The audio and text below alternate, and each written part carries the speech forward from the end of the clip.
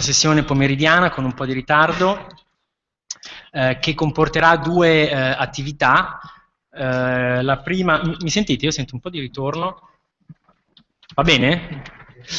La prima sessione quarta di country presentations da parte dei rappresentanti di agenzie e istituzioni partner della fondazione IMDC dai 4 paesi, quindi nell'ordine avremo Tunisia, Marocco, Giordania ed Egitto, a termine delle quali ci sarà la possibilità attraverso dei country desks di, a ciò che appunto le imprese presenti italiane incontrino e interloquiscano con i rappresentanti di dette istituzioni. Come brevissima introduzione, appunto, ma già è stato detto che queste agenzie e istituzioni presenti sono partner della fondazione MCD nei rispettivi paesi. Una di loro in ogni paese è stata individuata come focal point, ma per semplici ragioni organizzative, appunto, di relazione con noi, ma insomma sono tutti a pieno titolo membri di un partenariato che concorre con noi nel definire i termini di ingaggio e quindi di attività all'interno di ogni paese attraverso un percorso che per il momento ha consentito di definire insieme alcuni settori economici di interesse prioritario e auspico che poi, e ritengo che questi settori verranno descritti e un'attenzione particolare nella presentazione che seguiranno verrà data a questi settori da parte dei nostri partner. Il processo prevede che in ognuno di questi settori si individuino delle aziende con i quali inizierà un percorso di accompagnamento gradualmente personalizzato al loro percorso di internazionalizzazione attraverso gli strumenti e i servizi che in parte sono anche stati delineati nella mattinata, per esempio dal collega di Promos, nonché in collaborazione con altri soggetti chiave associati alla fondazione, quali ad esempio le stesse banche di cui il rappresentante di Intesa ha dato un interessante overview questa mattina. Detto questo, io inizierei con le presentazioni, quindi outlook economico e opportunità di business e investimento nei 4 paesi, dando la parola a Maher Aghrebi, che è il vice direttore per le statistiche e il monitoraggio delle condizioni economiche dell'Agenzia per la promozione dell'industria e dell'innovazione, AP, in Tunisia. E quindi inizia invece prima, c'est vous qui commencez, pardon, je m'excuse, c'est Madame Rajatouil della FIPA, che è l'Agenzia per la promozione degli investimenti tunisina, e poi passerà in una presentazione a 4 mani la parola a Maher Aghrebi. Scusate per la confusione della sequenza. Je peux avoir mon ordinateur? Il computer? Per le slide? Glielo passiamo?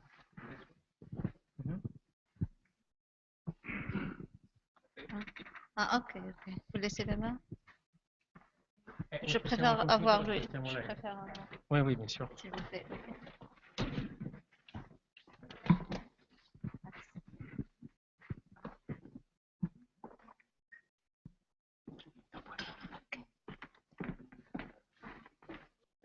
Da lì?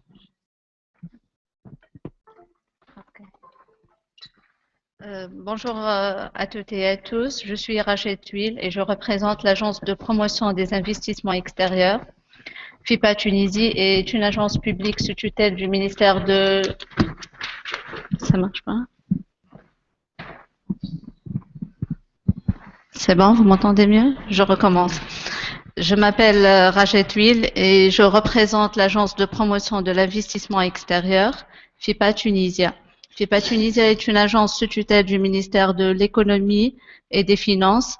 C'est une agence publique qui est chargée de promouvoir l'investissement étranger et d'apporter le soutien nécessaire aux investisseurs étrangers en Tunisie.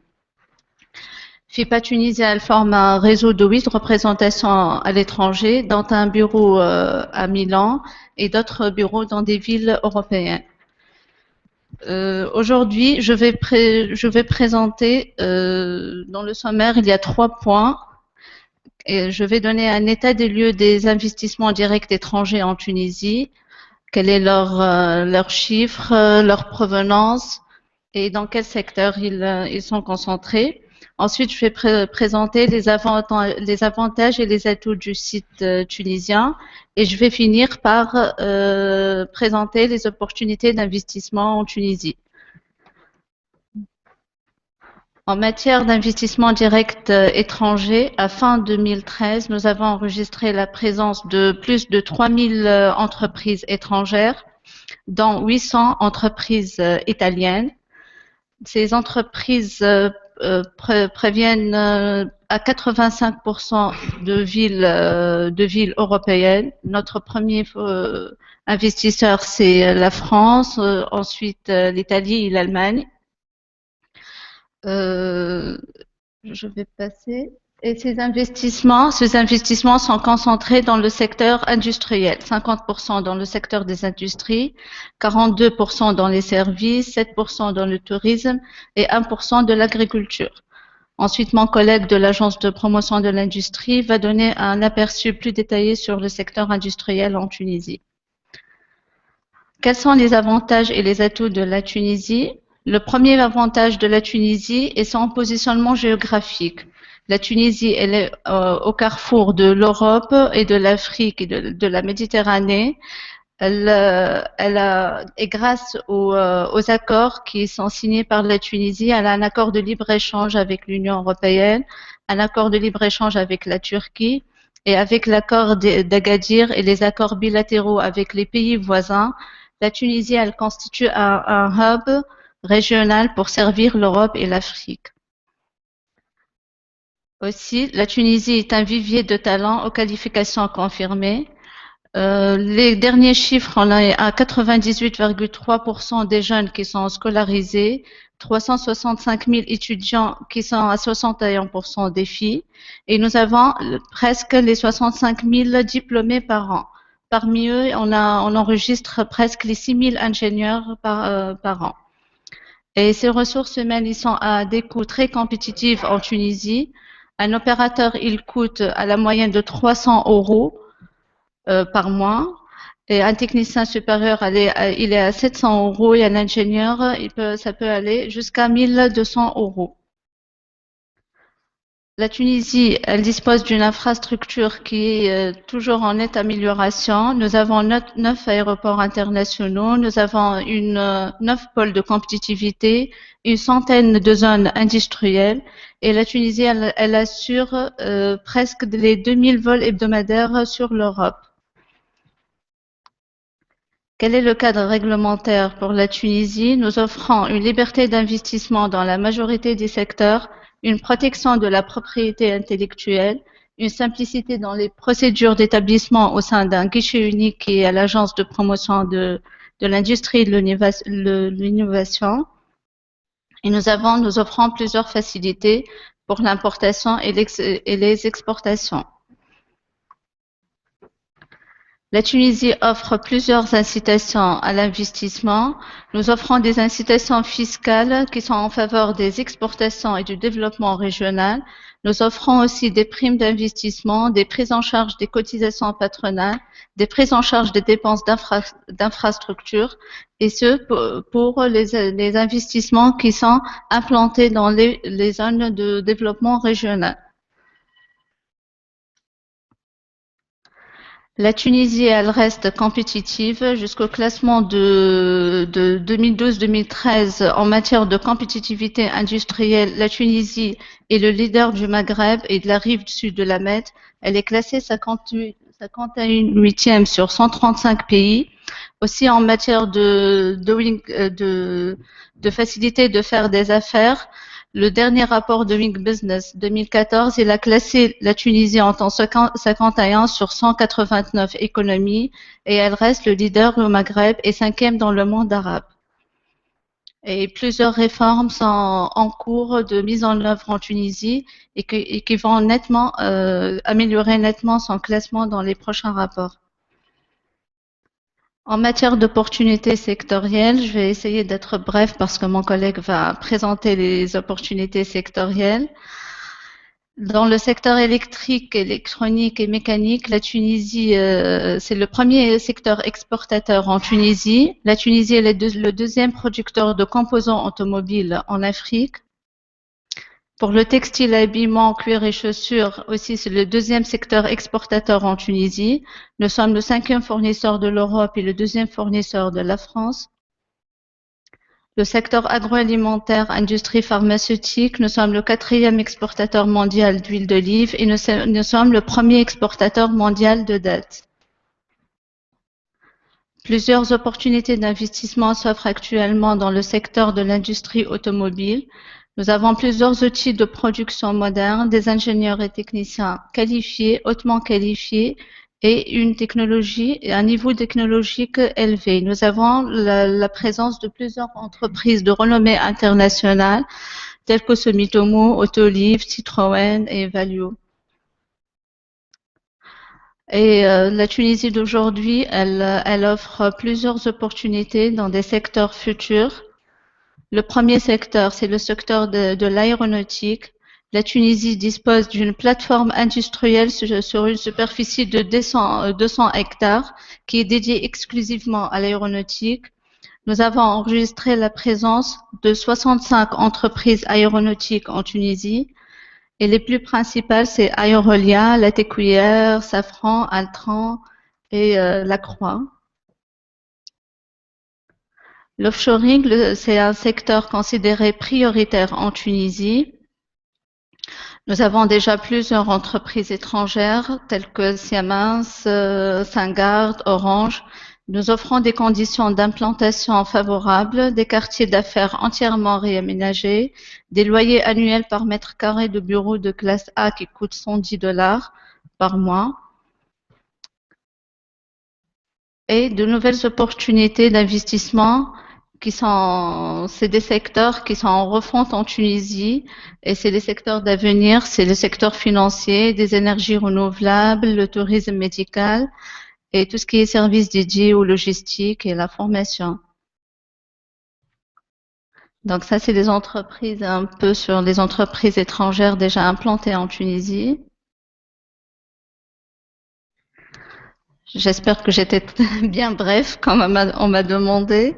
Je profite de l'occasion pour vous inviter au Tunisia Investment Forum que nous organisons les 12 et 13 juin. Et durant ce forum, ça sera l'occasion de présenter toutes les réformes et toute la nouvelle réglementation en matière d'investissement en Tunisie. Nous offrons aussi une plateforme de rencontres B2B qui sont préorganisées.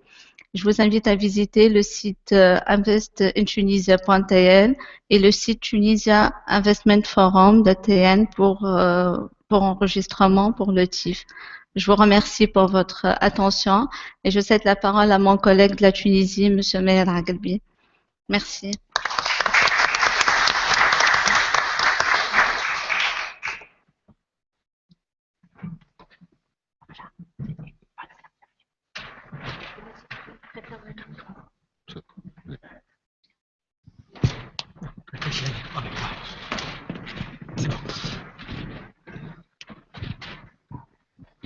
Merci. Donc, après cette présentation générale, un peu du cadre des affaires en Tunisie, on va faire un petit zoom sur l'industrie manufacturière qui...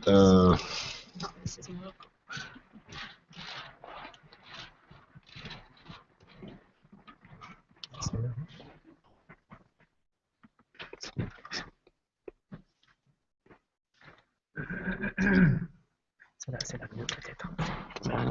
Ouais.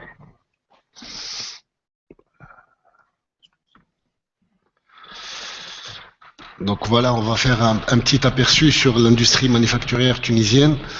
Il faut savoir que l'industrie manufacturière tunisienne représente plus que 80% des échanges de la Tunisie avec le reste du monde.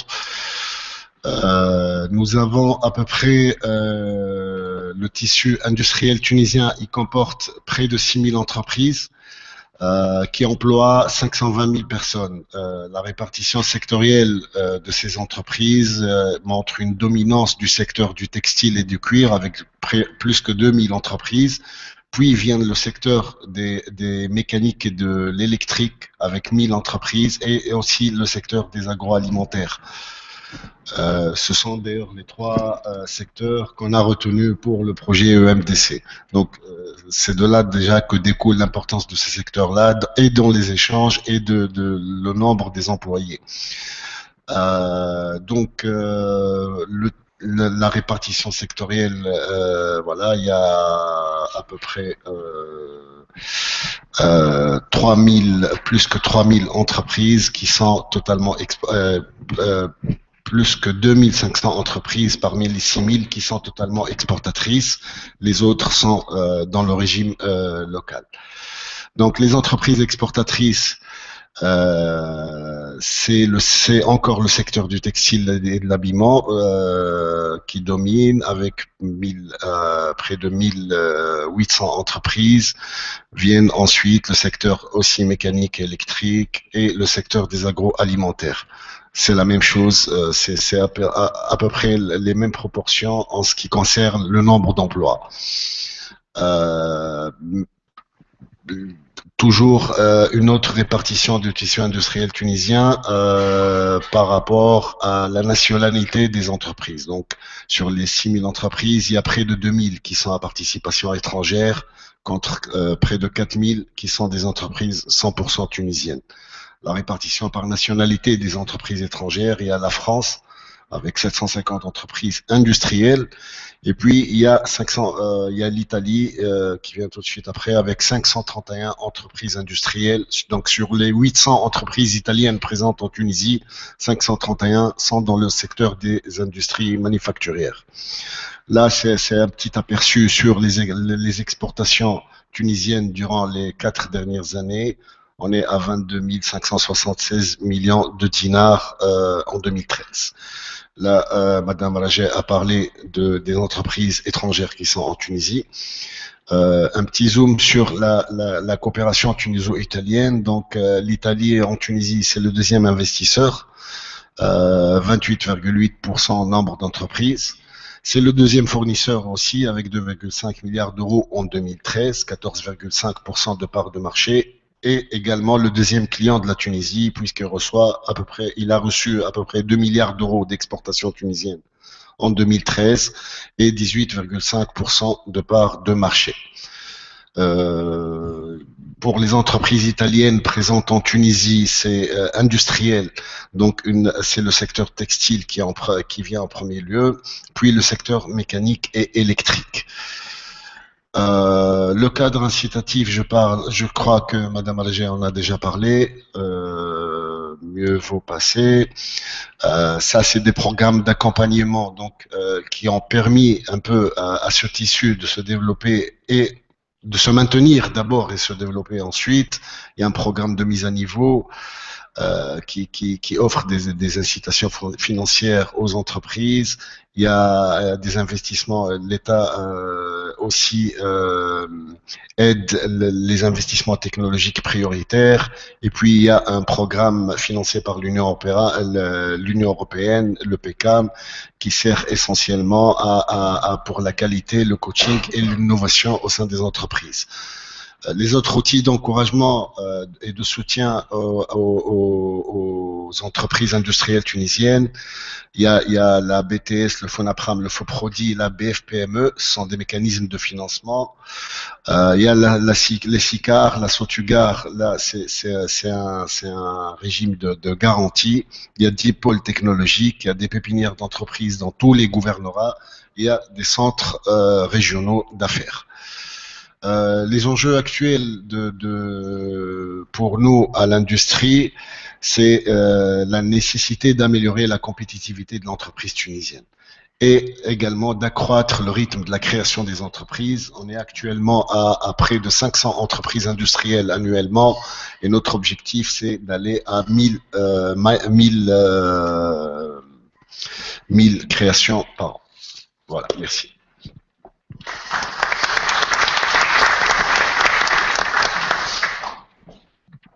Merci beaucoup, Madame Tuile, Monsieur Agrebi, pour votre présentation au cadre des synthèses sur le milieu des affaires, les opportunités d'investissement et des business en Tunisie. Sono passato al francese senza rendermene conto, grazie comunque per il vostro intervento. Je passe la parole a Madame Fati dell'Agence marocaine de développement des investissements, l'agenzia marocchina per lo sviluppo degli investimenti AMDI. Grazie.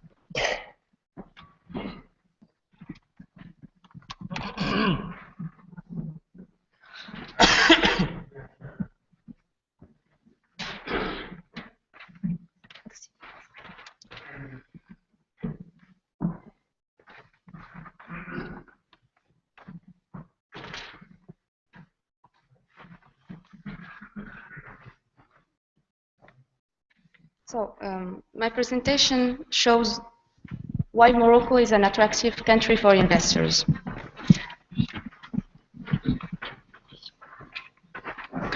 First and foremost comes political stability. Morocco is a stable country. This stability is nurtured by the deep, continuous, and large-scale reforms undertaken by Morocco and achieved in the 90s. These reforms have been continuously and have been accelerated by His Majesty the King Mohammed VI. Good governance, democracy, and the respect of the human dignity are at the core of our endeavors. Our parliament is formed by two chambers, votes on all laws, which are then reviewed by the Constitutional Council. The political landscape is a multi-party one, and we count more than 85,000 associations and NGOs working in the field. Freedom of opinion, expression, association, and membership to any political party or union labor organization is guaranteed by the Constitution. In July 2011, a referendum established a new constitution which reinforced the Prime Minister's role as the head of the government, human rights and collective liberty, among many other measures. That is why the Global Peace Index, which is published by the Economist and the AON, major player of risk management, describe Morocco respectively as the safest country and the most pacifist country in North Africa in 2013. Morocco has the trust of the international community. In addition to being politically stable, Morocco enjoys highly stable economy with strong and positive macroeconomic drivers, an average GDP growth of nearly 5%, steady low inflation of only 1.8%, also an employment rate of just 9.5% in 2013. In a time of crisis, Moroccan economy has shown great resilience. Morocco has been able to maintain its sovereign rating and attract $4.5 billion in foreign direct investment in 2013. FDI inflows have been continuously increasing and have reached an average of more than $3 billion a year. These achievements have earned Morocco international recognition. The Financial Times magazine's FDI Intelligence placed Morocco as the second top African country of the future for foreign direct investments after South Africa. In addition, Mrs. Christine Lagarde, General Director of the International Monetary Fund, paid tribute to Davos in January 2014 to the economic reforms undertaken by Morocco. Third reason, ambitious sectorial strategies. There is so much happening within these strategies that I will not be able to talk about all of them in depth now.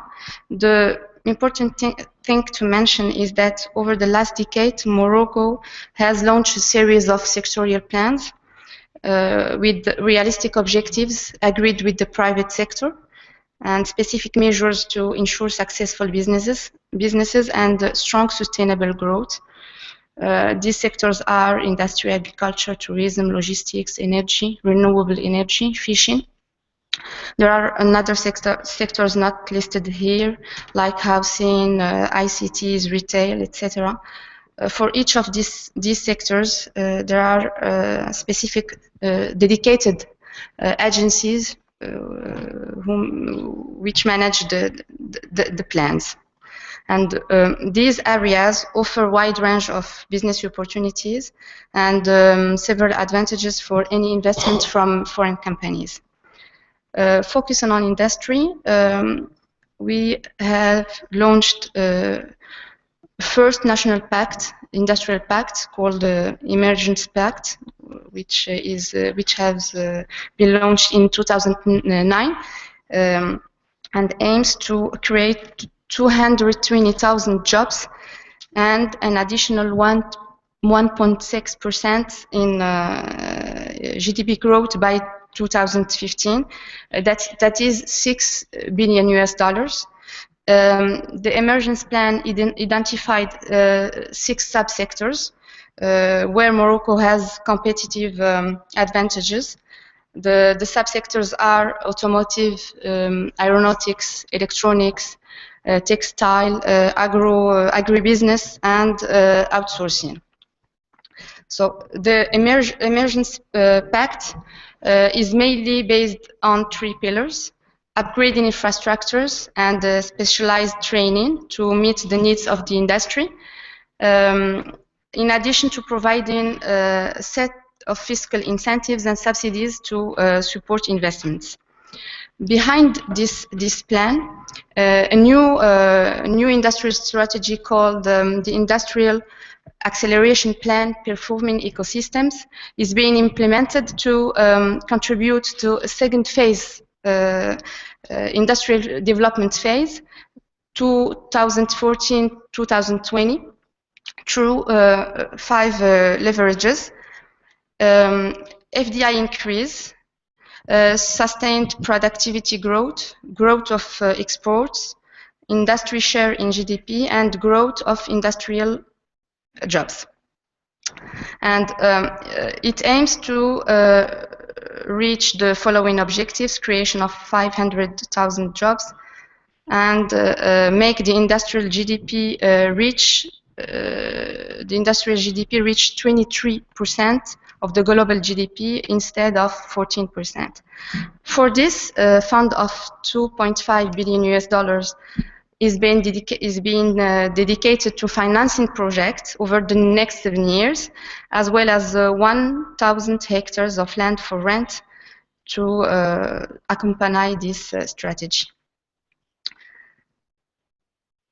World-class infrastructure. So for more than a decade, Morocco has been upgrading its infrastructures.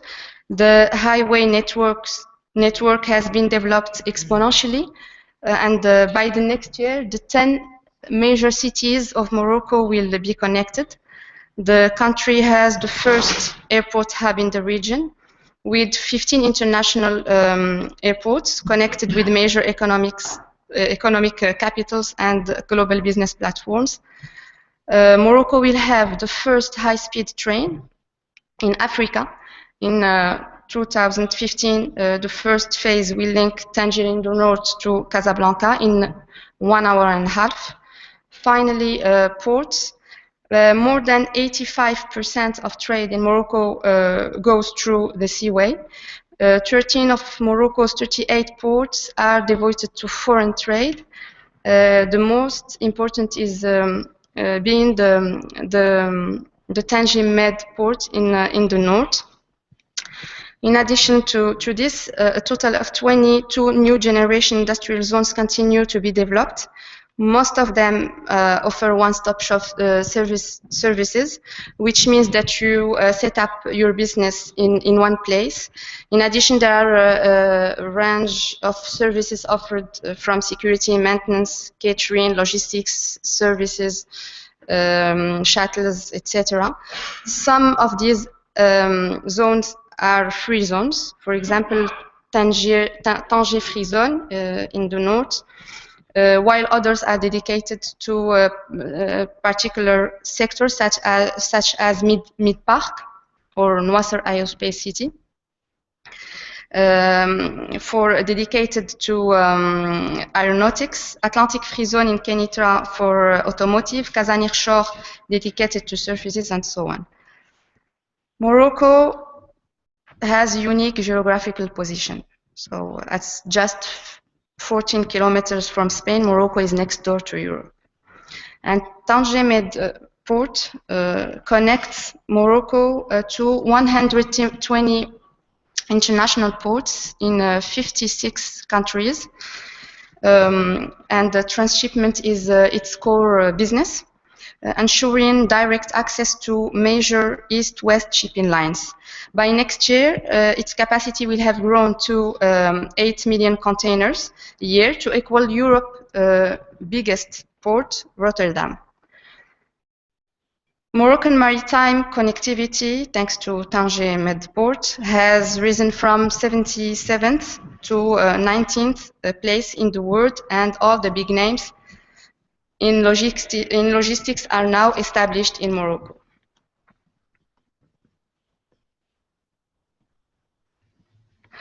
So with its 15 international airports and its position at the crossroad of continents, Morocco enables direct access to great markets, and thanks to many free trade agreements that Morocco have signed, Morocco provides investors with duty-free access to a potential market of 55 countries, 1 billion consumers, and 60% of the global GDP. A comprehensive and deeper free trade agreement is currently being negotiated with the EU to enlarge possibilities. Morocco has a young population. 64% of nearly 33 million people are aged under of 24 years. Morocco has an active population of nearly 12 million. There is a high level of education and training with 510,000 university students. And 15,000 engineers will graduate in 2015 and 25,000 a year by 2020. There are many specialized training institutes and training plans dedicated and tailored to each sector. In Morocco, human resources are a tremendous asset at the service of a competitive investment and value-added creation, with adaptation capacity to change, commitment to entrepreneurship, cultural openness, competitive labor cost, and mastery of languages. Also, Morocco is a competitive location for both production and export, with an average Moroccan wage. It's not the minimum wage, it's an average wage of 375 euros a month. The total percentage of taxes paid by businesses in Morocco amounts to 49.6% of its profits, and export administrative costs are competitive, which compares very favorably with our competitors. We do not offer a low-cost location, but location with very attractive and competitive advantages. Banking system. After South Africa, Moroccan banking services have the broadest penetration rate in Africa. Bank assets amounted to 73% of GDP. We count 3 national banks in the African top 15 in 2013, and the strong presence in African countries to support Moroccan-based companies abroad. Finally, particular attention is given to improving business climate with protection to investment and strong legal reforms, also an incentives tax system and funds dedicated to support investment. We will not go into details. And thanks to this, Morocco gained 8th position in global ranking of doing business in 2014. And within the last 5 years, we gained 40 positions.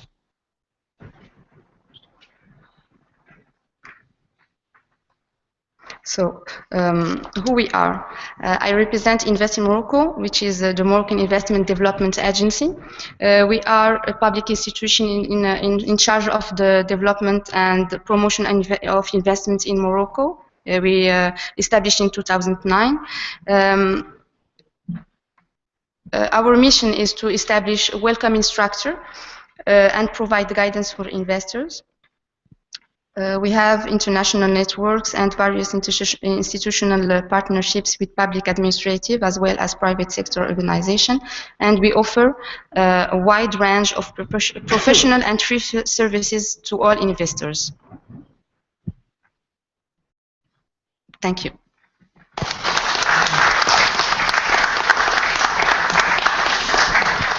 Grazie molte, thank you very much, Madame Fatih, per la sua presentazione molto puntuale e dettagliata. Passo la parola a Hannah Uraidi, direttore del Cross-Cutting Support del Jordan Enterprise Development Corporation, JEDCO, in Jordan, in Giordania.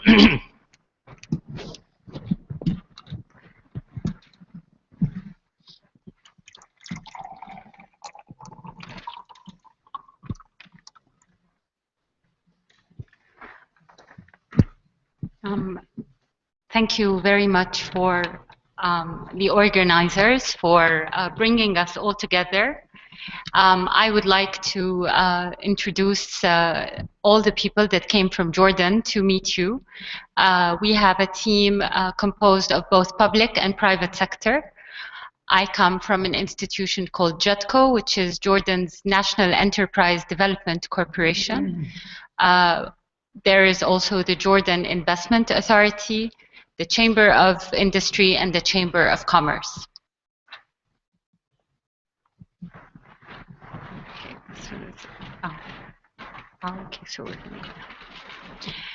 So, may I just advise you that although this presentation says that it has 70 slides in it, I will not go through all 70 of them. I am sure the organizers will make it available. But in general, it is divided into the following content: demography and geography, facts and figures about Jordan, what cooperation and growth opportunities we would like to show, who are we as organizations, and then if we can talk together about moving forward and how can we optimize the benefits of coming together under this project. Many people know a lot of things about North Africa, and what we heard today is very impressive from both our brothers from Tunis and Morocco, and Jordan is on the other side of the Mediterranean. We're one of the Levant countries. Our neighbors we're closest to the Gulf cooperation countries. We have borders with Iraq, Saudi Arabia, and Syria. Our population has suddenly grown over the last 6 months by 1.3 million people. And these are our guests, the refugees from Syria.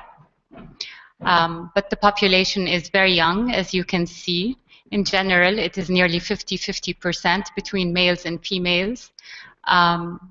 The median age group is 21.8 years old, and we have a normal population growth rate of 3.86%.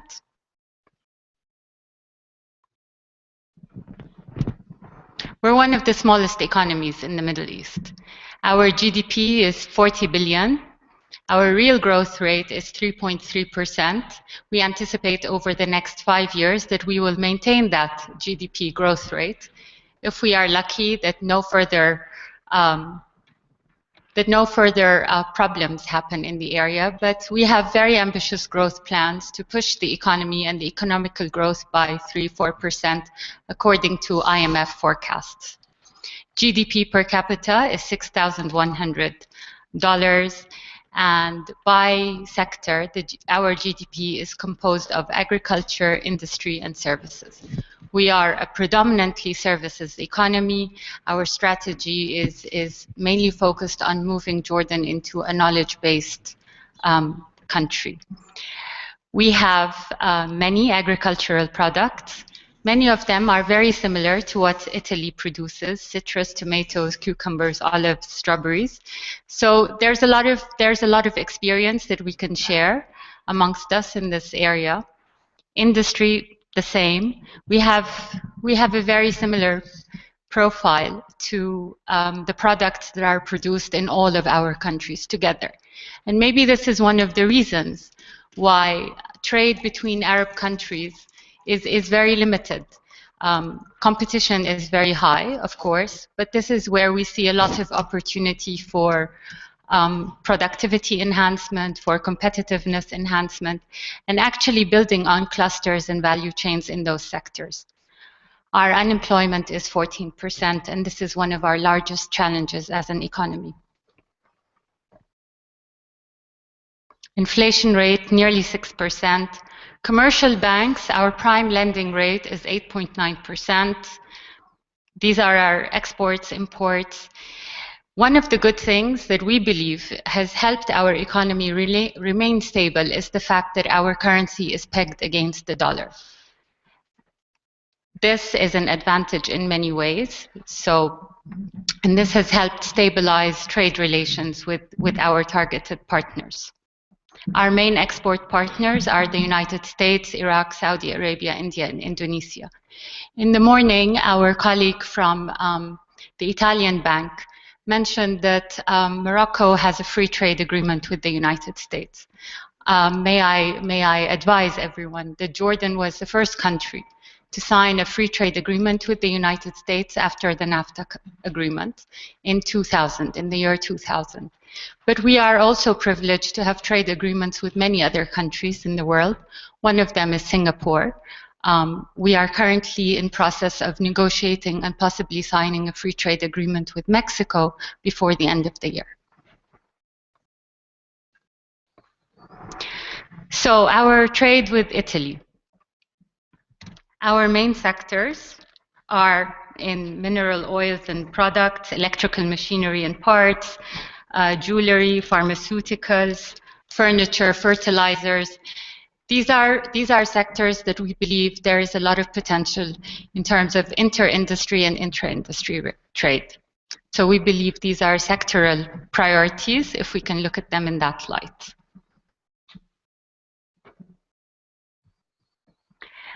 MSMEs in Jordan.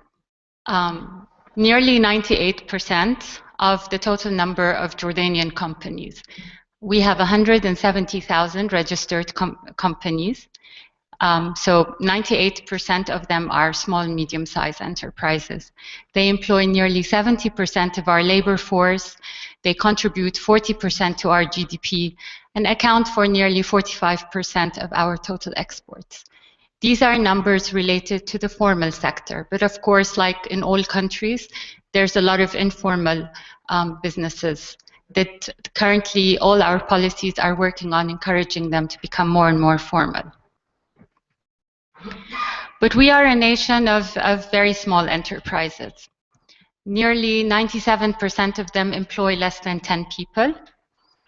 And 70% of enterprises were started in the previous 10 years.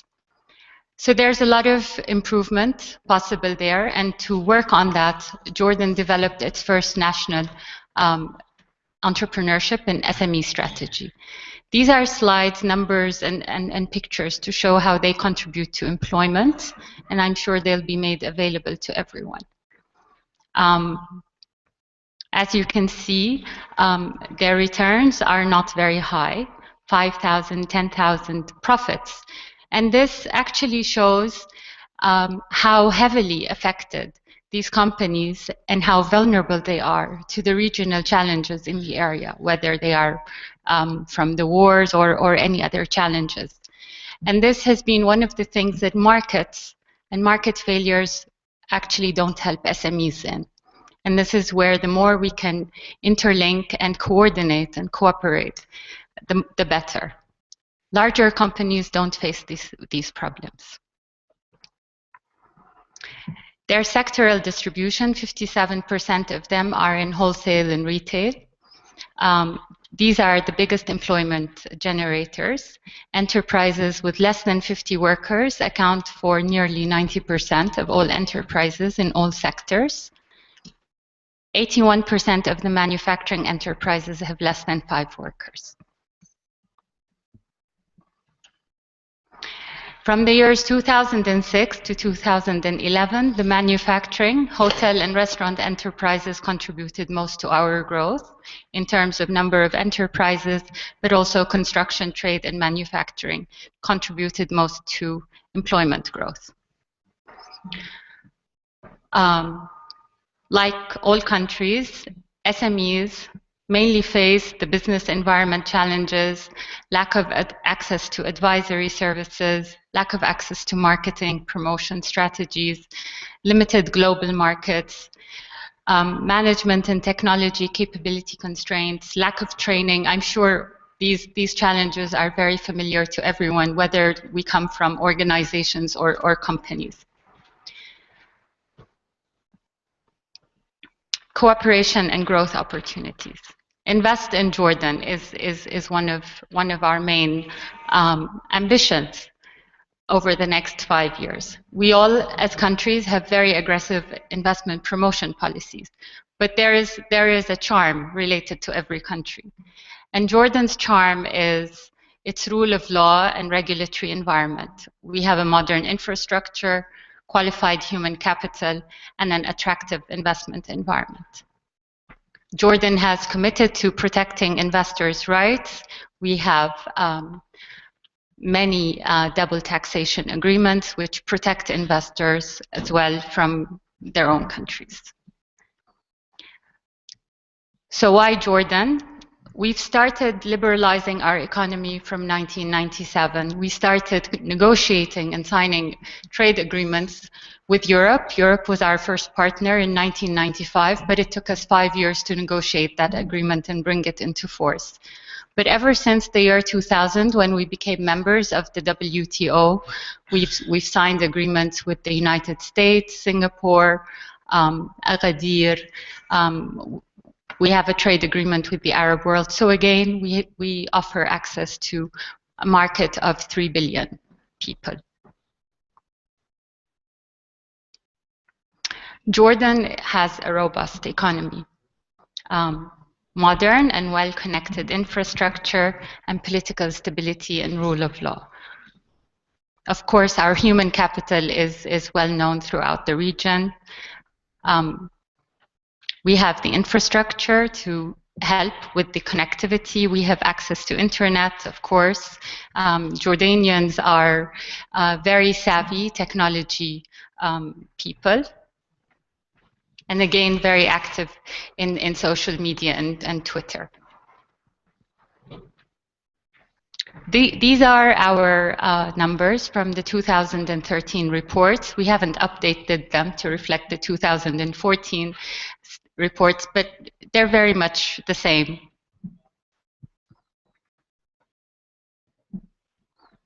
These indexes are very important as well, and it shows that Jordan is ranked number 4 amongst the Arab countries. We have investments benefiting from a special investment promotion law, and these investments have started to rise again after slowing down very much in 2011. The slowdown is very much linked to the financial crisis that started, the effects of it started reaching Jordan in 2010, 2011. When it was peak in Europe, Jordan was doing very well in 2008. So this is the rate of movement with these global trends. You can see a growing number of investments benefiting from the privileges offered in the investment promotion law. And of course, investments create jobs, and this is one of our largest challenges. Jordan has to work together with its partners and private sector to deliver 16,000 new jobs on an annual basis. And this is a very large challenge. In terms of qualifications, there are 30,000 engineers graduating every year from Jordanian universities. This is not to take into account how many engineers are graduating from international universities and coming back to Jordan. So basically, if you ever want to summarize Jordan in a nutshell, 1 out of 8 is an engineer in Jordan. I'm not an engineer myself, but this is the data. So our focus is on to improve the investment climate, both on short and longer terms. And our efforts to improve this environment include a law that was very recently passed to restructure the organizations working in investment and the departments in a way to simplify the procedures that investors have to go through, whether they're Jordanian investors or foreign investors. Jordan does not discriminate between foreign and Jordanian investors in any way. And then we have the new investment law that we believe will be passed from Parliament in June.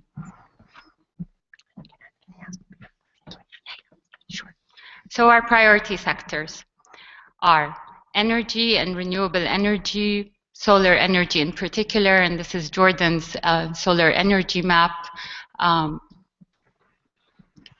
Supply and demand numbers and potential clients of energy are all in the presentation. We have a master plan as well. Transportation is another priority sector. ICT industry, Jordan is very well known and competitive in. Pharmaceuticals and clinical trials, tourism, healthcare, and we have some success stories to show off. These are very large enterprises. They're not the SMEs, but we hope they will be the companies buying from the SMEs, mainly in tourism, Royal, Millennium. There's a lot of investments in the tourism sector. Who went to Lebanon? Who knows Lebanon? Okay, so in Lebanon, the boulevard, we had the Lebanese investment. They came and we have our own boulevard now, and it revived our downtown in Jordan. Manasir, a very large investor in the gas and energy sector, cement, and engineering industries. And Hikma, of course, is our pharmaceutical company that is listed and traded in the London Stock Exchange. So these are companies that we're very, very proud of in Jordan. So if you like Arabic food, we have a lot of food technology sectors. The relevant organizations, who are they and why should you talk to them? JETCO, my institution, the Investment Commission, the Chamber of Industry, and the Chamber of Commerce. Each institution supports SMEs throughout their life cycle by offering them different programs and support services. I'm running through these very quickly because Andrea just whispered that we have to move quickly. The visions and missions of these organizations are all there. These are our industrial sectors of focus: leather and garments, therapeutical and medical industries, chemicals and cosmetics, construction. As you can see, in general, the overall spirit is we support promising companies.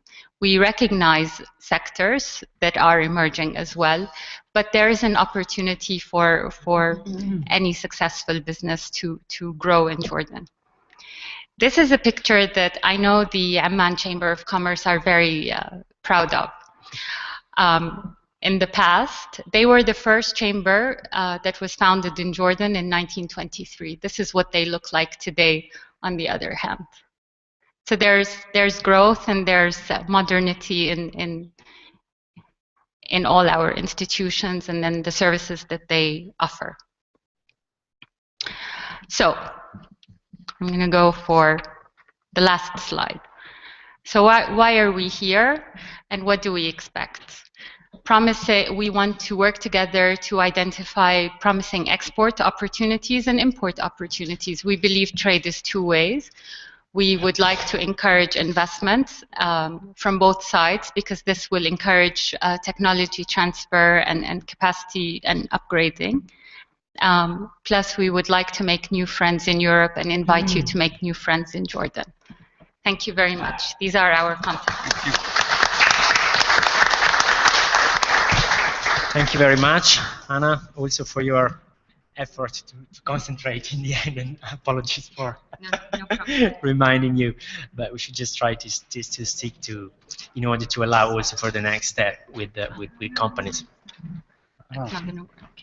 Okay.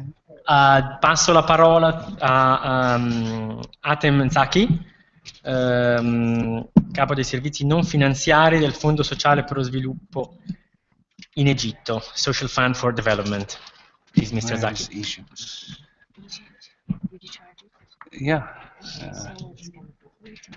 Oh, yeah. Okay. Okay.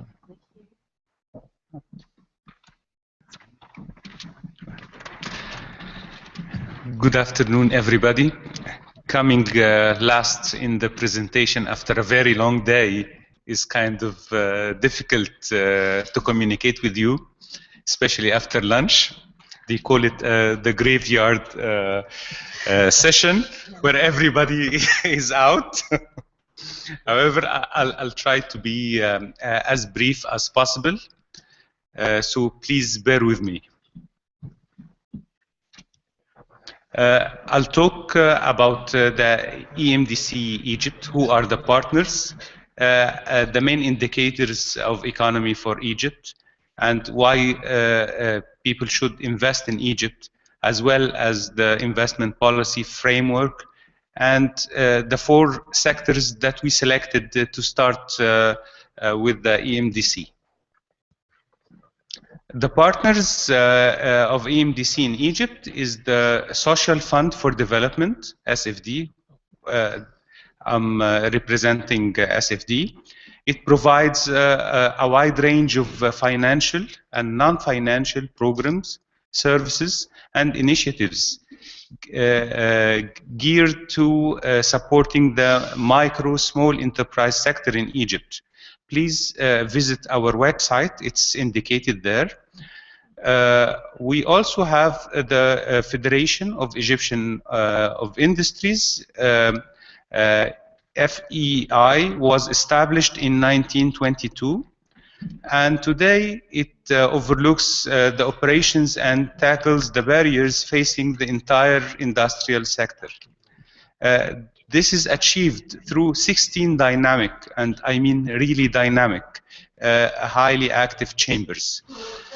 Also, we are proud to have the Industrial Modernization Center, IMC, which is taking care of the level above the level that we deal with at the Social Fund.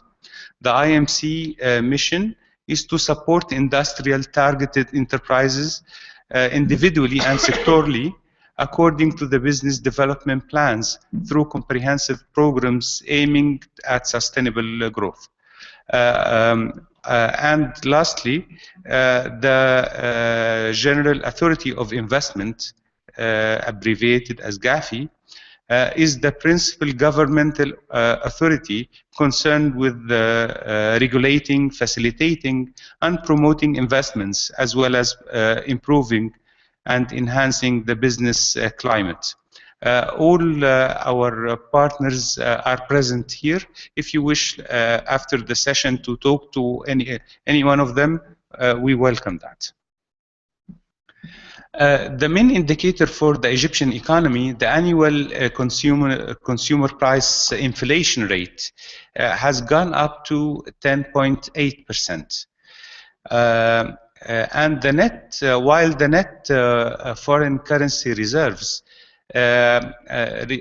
is currently about 18 billion US dollars. Of course, this fell down from since 2010, when we had the revolution, from almost 34 billion US dollars all the way down, but it's coming up. The good news, it is coming up. And the net foreign direct investment in 2012 and 2013 is $3 billion US dollars, while the GDP growth rate is also improving from 1.8% in 2010 to 2.2% in 2011. Lastly, this year, 2.1%. We used to have 7% annual growth rate in 2007 and early 2008. And we anticipate that we are coming back soon for this in a couple of years. The biggest challenge for us now is the unemployment rate is 13%. It is climbing so high because we have very large population. Actually, it's the good news. We have a market of 90 plus million Egyptians. It's a huge market. And we have almost 14 million tourists, as well as a very big market around us. So the Egyptian market is by far the largest in the region. Also, the total exports for 2012-2013 is 26 billion US dollars, where the imports is 57 billion US dollars. So we have a big deficit nowadays. So if you look at the market that we are serving, through 59 agreements on double taxation and 71 bilateral investment treaties, we have a large market of 1.5 billion customers. So if you come to Egypt and invest or work through Egypt, you can enjoy all the markets like the Quiz with the United States or the COMESA in Africa or Agadir for the whole Arab region. So you will have a very big market. And let me highlight a very significant project that we are working on. The Suez Canal pathway or project. And I invite every one of you to be part of this. It will benefit all the region, as we are. We intend to build a big logistical area all around the Suez Canal. Suez Canal have almost more than a third of the containers pass through Suez Canal. So this is very important project. Also, the Egyptian economy is really diversified. You can see by this chart that this kind of diversification gives the economy a very stable condition. When we have some trouble in tourism, we have other sectors to help. And as you can see that the agriculture represents 15%, where the industry represents 16%, oil and gas 15%. So, and of course, the retail market. By the way, the modern retail market represents only 12%. That means that we have a huge potential for retailers to come to Egypt to serve this massive number of people. As far as the compatibility of the economy conditions in Egypt, you could see from the chart that Egypt is very competitive when you come to compare with countries like Turkey, Malta, Italy, France, Greece, and other countries. We are the lowest by far in corporate tax and income tax. So it's very friendly environment for investments. Of course, we have a real developed infrastructure. We have 3 independent mobile cellular phone networks that covers 100% of the country. Now we have more than 100 million lines. This is a huge market. in terms of telecommunication. Also, the wireline broadband is readily available for, in urban centers. I don't know how many users for internet and Facebook now, but I think we exceeded 80 million users. Of course, we have 15 commercial ports as well as airports in all major cities. And we still have very competitive prices in utilities, although we are changing this a little bit, but it is really heavily subsidized. Finally, we selected 4 sectors to start with the EMDC project in Egypt. The first sector is the plastic. The plastic industry in Egypt is growing and modernizing steadily. Egypt consumed approximately 1.2 billion tons of plastic material and resins worth of 1.65 billion US dollars. And this demand is expected to grow 10% annually. You could imagine how big is this market.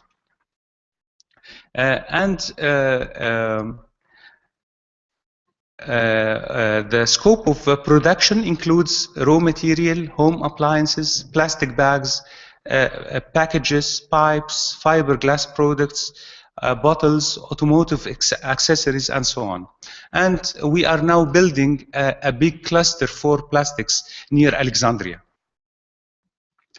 The second sector that we will try to help through this initiative is leather. The leather industry represents about 5% of the total industrial sector of the country. It employs, together with the textile sector, about 30% of the Egyptian workforce.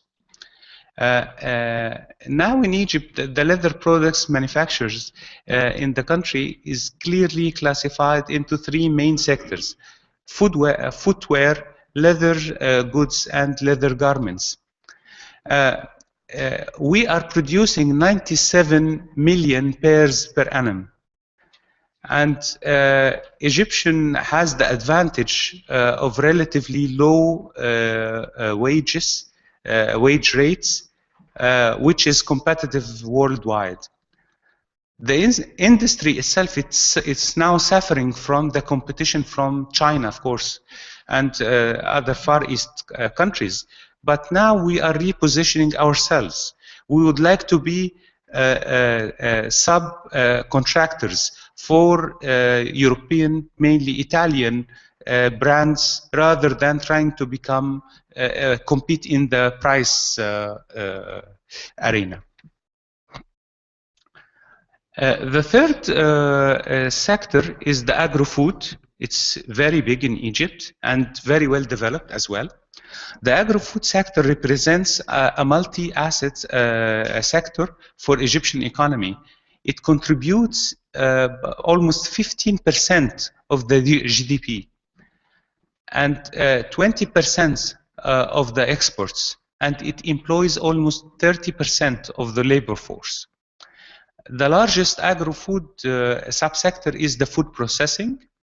In 2012, this sector accounted for 6,130 companies only in this sector, including manufacture of agricultural crops, pasta, sweets, manufacturing processed fish, meat, and dairy products.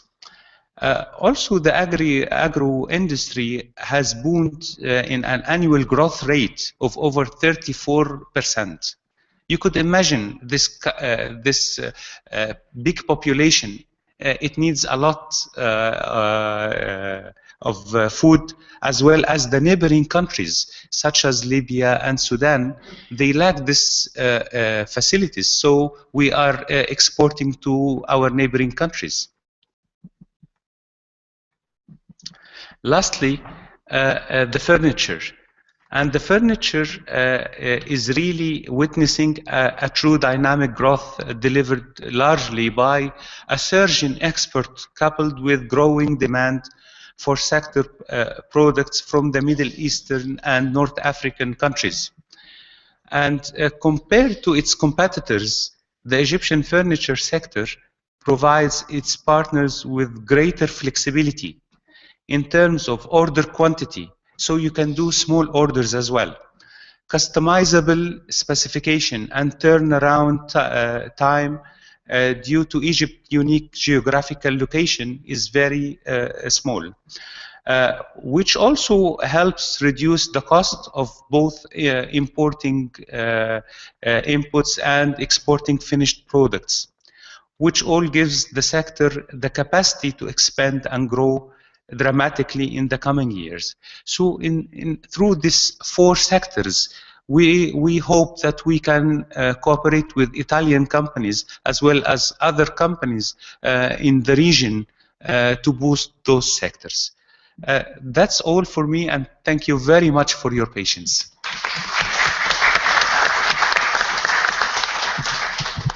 Thank you very much, Mr. Ozaki, also for this very clear focus on the sectors that could be the object of cooperation with the EMDC. Io direi di passare a questo punto agli incontri con rappresentanti di imprese, che saranno anche l'occasione per eventuali domande ed approfondimenti, piuttosto che farli qui in modo anche da guadagnare tempo. So we just propose to move on directly to the next stage, country desks and meetings with businesses. Vi ringrazio molto per la pazienza, per l'attenzione, in particolare i rappresentanti di imprese, che invito appunto a passare, adesso ci diranno dove, ai country desk per poter incontrare le agenzie dei 4 paesi. Grazie infinite a tutti e buon pomeriggio e buona continuazione.